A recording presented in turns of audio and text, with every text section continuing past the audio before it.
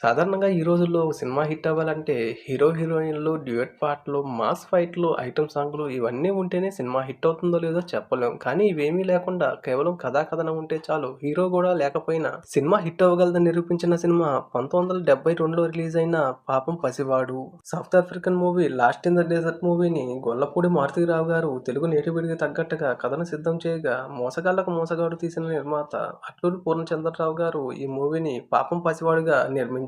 ఈ మూవీలో ఎస్వి రంగారావు గారు, దేవిక, మాస్టర్ రాము ప్రధాన పాత్రలో నటించారు. అసలు ఈ మూవీ కథ విషయానికొస్తే, ఒక ఫ్లైట్ కూలిపోయాక ఒక పిల్లవాడు ఎడారిలో ఒంటరిగానే విపత్కర పరిస్థితుల్లో చిక్కుకుపోతాడు. అలా చిక్కుకుపోయిన పిల్లవాడు అసలు ఆ ఎడారిలో ఎలా ఉండగలిగాడు? అసలు ఎలాంటి సమస్యల్ని ఎదుర్కొన్నాడు? వాటిని ఎలా సమర్థవంతంగా తిప్పికొట్టాడు? చివరకు తల్లిదండ్రులను చేరుకున్నాడా లేదా అనేది ఒక సాహస కార్యం చూస్తున్నట్లుగా సినిమా చూస్తున్నంత సేపు ఉద్వేగభరిత సన్నివేశాలతో ఉత్కంఠను రేపి ఈ మూవీ థియేటర్స్ వద్ద ఘన విజయాన్ని సాధించింది.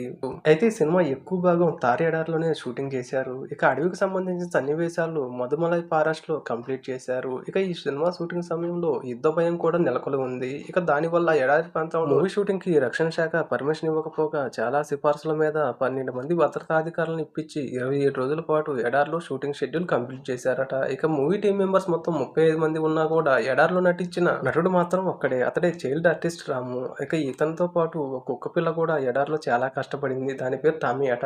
ఎండలో ఎండ వేడిమికి తట్టుకోలేక 11 గంటల్లోపే షూటింగ్ కంప్లీట్ చేసి మళ్ళీ 4 గంటలకు తిరిగి షూటింగ్ ప్రారంభించేవారట.